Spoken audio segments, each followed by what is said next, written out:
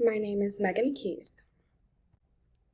I decided to do my digestive system portfolio on one of the case studies.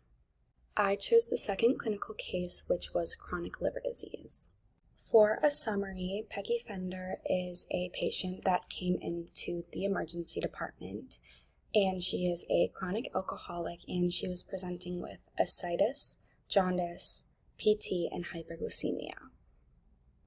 Upon examination, she was diagnosed with alcohol cirrhosis, which is chronic liver damage from excessive alcohol consumption that leads to scarring and liver failure.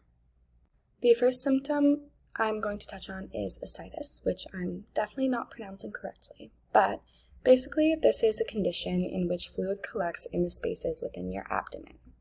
To understand why this patient is experiencing this symptom, it's important to understand the anatomy and physiology of the liver. The hepatic portal vein delivers blood from the intestines to the liver. With alcohol cirrhosis, the portal vein becomes scarred and blocked, causing an increase in hydrostatic pressure. This leads to an increase in capillary hydrostatic pressure.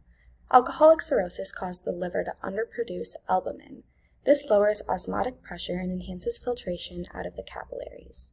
Increased hydrostatic pressure in the capillaries and this decreased osmotic pressure causes fluid loss into the interstitial fluid of the abdomen, which explains the collection.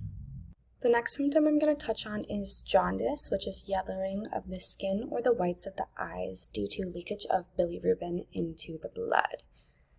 Basically how this occurs is hemoglobin is broken down into heme and iron. The iron is then recycled and the heme that is left over is further degraded into bilirubin, which is then transported to the liver. The liver removes bilirubin from the blood and excretes it into the intestines as bile. When the liver is damaged, bilirubin, or the yellow pigment, spills into the tissues or blood, leaving the skin having a yellowish tint. And as I said earlier, it can also affect the whites of your eyes.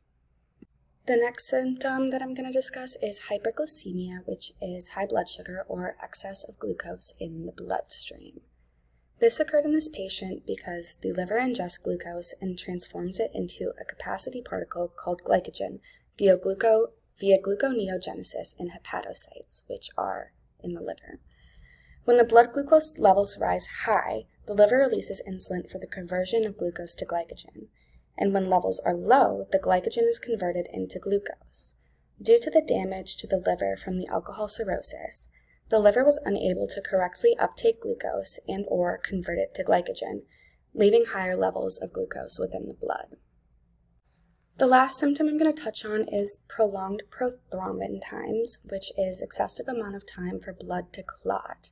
And this was seen with her bruises, and I made the assumption that due to the amount of alcohol she ingested, her coordination was a little off, and she sustained more injuries than one would if they were not under the influence of alcohol. And these bruises took longer to heal, and the blood took longer to clot because when a blood vessel is broken and blood begins to leak out, the body quickly vasoconstricts blood flow to that area. This vasoconstriction is followed by the mechanical blockage of the hole by a platelet plug. The last step in the process is the formation of a fibrin protein mesh, and fibrin is a plasma protein produced in the liver that forms polymer fibers that stabilize the platelet plugs I mentioned earlier to form the final blood clot.